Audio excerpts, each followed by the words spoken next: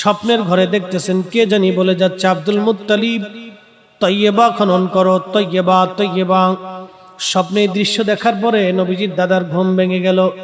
স্বপ্নে বললেন, কে তুমি তয়্যেবার কথা বলো, তুমি আমাকে তয়্যেবার ঠিকানা দাও। পরের দিন এসে স্বপ্নে বলা হলো, আব্দুল মুত্তালিব তুমি তাহেরা খনন করো। কে তুমি তাহেরার কথা বলতেছো, আমাকে তাহেরার ঠিকানা দাও। পরের দিন এসে বলা হলো, আব্দুল মুত্তালিব তুমি জমজম খনন করো। প্রশ্ন করা হলো, কে তুমি জমজমের কথা বলো, জমজমের ঠিকানাটা তুমি আমাকে দিয়ে দাও। তখন বলা হলো, আব্দুল মুত্তালিব হবল মূর্তির পাশে যেখানে তোমরা পশু জবাই দাও, বলি দেওয়া হয়, এই পশুর রক্তগুলি গড়ায় গড়ায় যে নিচু জায়গা জমায়িত হয়, এইখানে একটা টিভি থাকবে, এখানে পিঁপড়ার দল বসবাস করে, এখানে একটা সাদা কাক এখানে ঠোকরা টুকরি করবে। আব্দুল মুত্তালিব মনে রাখবা, এই জায়গাটাই জমজম পাওয়া যাবে। নবীজির দাদা সকালবেলা ছেলে হারেসকে নিয়ে কোদাল একটা হাতে নিয়ে ওই জমজম খোঁজার জন্য এখানে চলে গেলেন। যাওয়ার পরে এখানে জমজম খনন করতেছিলেন। মক্কাবাসীরা এসে বাধা দিয়ে বলল, আব্দুল মুত্তালিব তুমি এখানে জমজম, তুমি এখানে মাটি খনন করো কেন? এখানে আমরা পশু বলি দিই, আমাদের পবিত্র জায়গা, এইখানে তুমি খনন করতে পারবে না। আব্দুল মুত্তালিব ডেকে বলতেছে, মক্কাবাসী শোনো, আল্লাহ আমাকে জমজমের ঠিকানা দিয়েছে, এখানে জমজম আছে। মক্কাবাসী ডাক ডাক, আব্দুল মুত্তালিব যদি জমজম পাওয়া না যায় তাহলে তোমাকে কঠিন শাস্তি দেওয়া হবে। আব্দুল মুত্তালিব ডাক ডাক, হা আমাকে জমজম যদি না পাই শাস্তি দিও, কিন্তু জমজম পাইলে কিন্তু আমি ভাগ দেব না। আল্লাহর নবীজির দাদা ওই মাটি খনন করতে করতে করতে করতে করতে করতে জমজম পেয়ে গেলেন। তিনি 3 বার আল্লাহু আকবার বলে ধাবনি দিলেন। মক্কার মানুষ দৌড়ায় এসে দেখতেছে সত্যি মাটি ফেটে ফেটে জমজমের পানি বের হয়ে আসতেছে।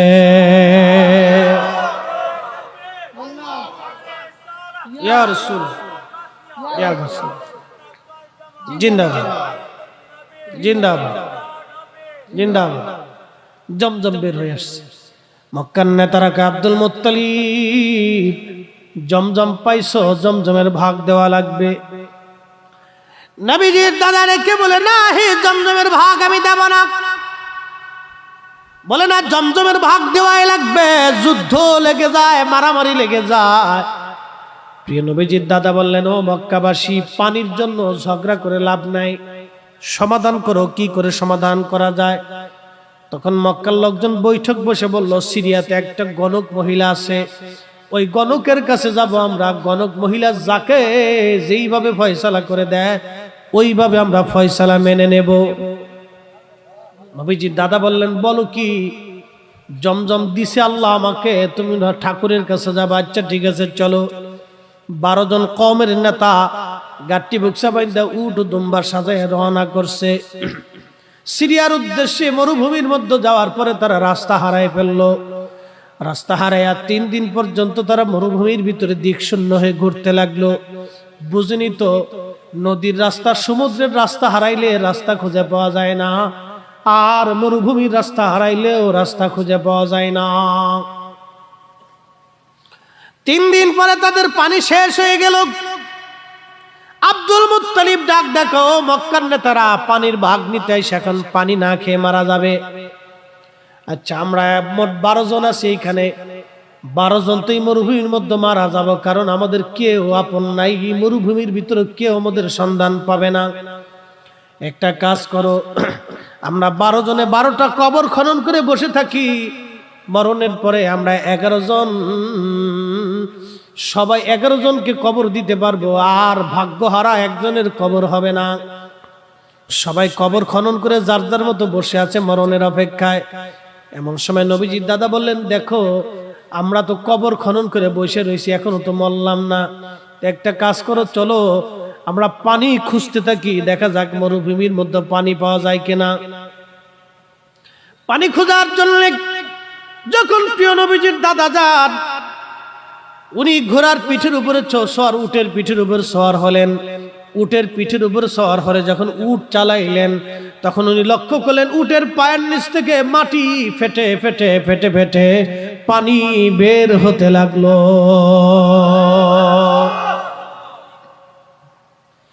আল্লাহু আকবার বলে ধাবনি দিলেন। 12 জন নেতা দৌড়ে আসছে, কি ব্যাপার আব্দুল মুত্তালিব? বলে পানি পাইছি, আসো। কোথায় পানি পাইছো? কয় দেখো আমার উটের পায়ের নিচ থেকে মাটি ফেটে ফেটে পানি বের হচ্ছে। আচ্ছা বলেন, এই বিজন মরুভূমির ভিতরে উটের পায়ের নিচ থেকে মাটি ফেটে পানি বের হলো, পানি দিলেন কে? কেন দিলেন জানেননি? নবীজির দাদার পবিত্র সেকেম মোবারকে নূরে মোহাম্মদী ছিল। যদি দাদা এখানে মরুভূমিতে মারা যায়, নূরে মোহাম্মদী দুনিয়াতে আসতে পারে না। এই জন্য আল্লাহ পাকের ইচ্ছা আব্দুল মুত্তালিব মারা যাবে না, কারণ আমার নবী রাহমাতুল লিল আলামিন তার সেকেমে। খুব দামি কথা। নূহ আলাইহিস সালাম যখন কিস্তিতে নবী, তখন কিস্তিতে। ইব্রাহিম যখন আগুনের মধ্যে, ইব্রাহিম একা ছিল না, আমাদের নবী ইব্রাহিমের সাথে ছিল। ইসমাইল সুরের নিচে, ইসমাইল একা না, নবী ইসমাইলের সাথে সেকেমে। আব্দুল মুত্তালিব মরুভূমির ভিতরে পানি না খেয়ে মারা যাবে, হবে না। উটের পায়ের নিচ থেকে মাটি ফেটে আল্লাহ পানি বের করেছে। মালিককে 12 জন কওমের নেতা বলতেছে আব্দুল মুত্তালিব। আর বুঝতে হবে না, বুঝ হয়ে গেছে। এই মরুভূমির ভিতরে আমাদের তো মরে যাওয়ার কথা। তোমার উসিলাতে তোমার উটের পায়ের নিচ থেকে মাটি ফেটে পানি বের হয়, আমরা আর বুঝার বাকি নাই, বুঝতে আর হবে না। তুমি আমাদের নেতা, তুমি যা বলবা আমরা তাই মেনে নেব। তোমার জন্য নতুন জীবন ফিরে পাইছি, তুমি যা বলবে আমরা তাই মেনে নেব। মক্কার 12 জন নেতা ফিরে চলে আসছে। প্রিয় নবীজির দাদা খুদার ঘর হেরেম শরীফের গিলাফ ধরে আল্লাহকে বলতেছে, আল্লাহ, ও আল্লাহ, তুমি আমাকে একটা মাত্র ছেলে দিছো, বাদ বাকি আরো 9টা ছেলে দিবা। 10টা ছেলে যদি তুমি আমাকে দাও, তো তোমার হেরেম ধরে আমি মানত করতেছি, নিয়ত করতেছি, তোমার আমার একটা সন্তানকে তোমার এই ঘরের সামনে নিজ হাতে কুরবানি দেব। আমার একটা ছেলেকে নিজ হাতে তোমার হেরেমের সামনে কুরবানি দিয়ে ফেলবো। আল্লাহ, আল্লাহ পাক মানত কবুল করলেন। 10টা ছেলে দিলেন।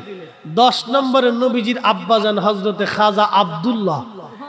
একসাথে বলা যাবে না মারহাবা? কয় নাম্বার সন্তান আল্লাহ যদি দেয়, তো একটাকে হেরেমের সামনে কুরবানি দিব। এখন আমার মানত পুরা করতে হবে, বলো কে প্রস্তুত? বলে আব্বাজান আপনি কাকে চান? আমরা সবাই কুরবানি হতে প্রস্তুত।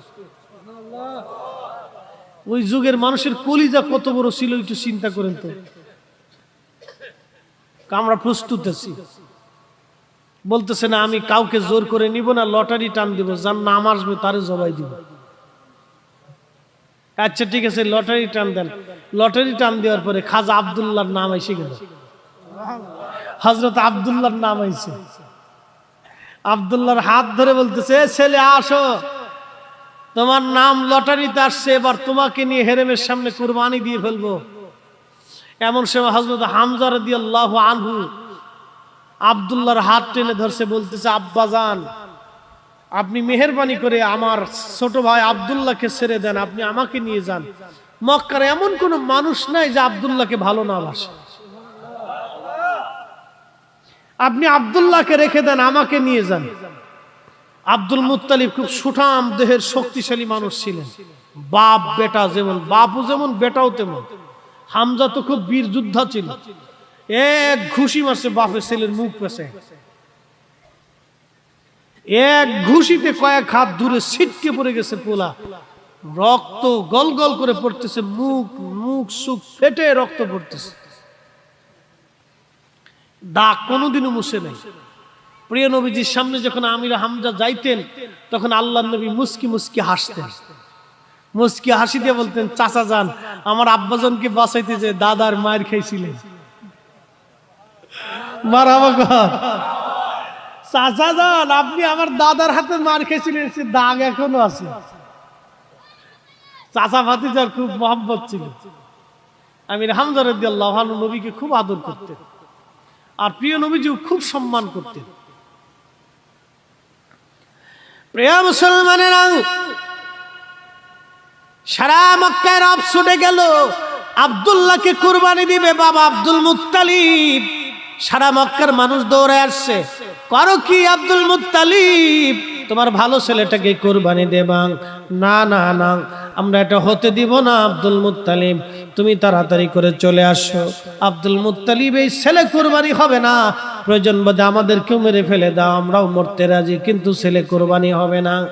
আব্দুল মুত্তালিব মহাচিন্তায় পড়ে গেলেন, ব্যাপার কি করা যায়, ছেলে কুরবানি হবে না, তোমরা বলো কি বলে না, তুমি আলেম ওলামা আনো, সিদ্ধান্ত নাও কি করা যায়। তখন পাদ্রী যারা ছিল তাদেরকে ডেকে নিয়ে আসা হলো। পাদ্রীরা বললে একটা কাজ করতে পারেন, ছেলের পরিবর্তে উট কুরবানি দিতে পারেন। আব্দুল মুত্তালিব বলেন, উটের নাম তো লটারিতে আসে নাই, আমি কি করে কুরবানি দেব বলো। বলতেছে না, লটারি ধরেন, লটারি টান দেন। এবার 10টা উটের নাম দেওয়া হলো, ছেলের নাম দেওয়া হলো। লটারি টান দেওয়ার পর আব্দুল্লাহর নাম আসলো, আবার 10টা দেওয়া হলো। এইভাবে বাড়তে বাড়তে 100 উট যখন দেওয়া হলো, তখন 100 উটের নাম লটারিতে আসলো। আরো 2বার লটারি টান দেওয়ার পরে 2বারই উটের নাম আসলো। খাজা আব্দুল মুত্তালিব ছেলেকে ছেড়ে দিলেন, 100 উট হেরেমের সামনে নিজে হাতে কুরবানি দিলেন। একবার জোরে জোরে বলা যাবে কি মারহাবা।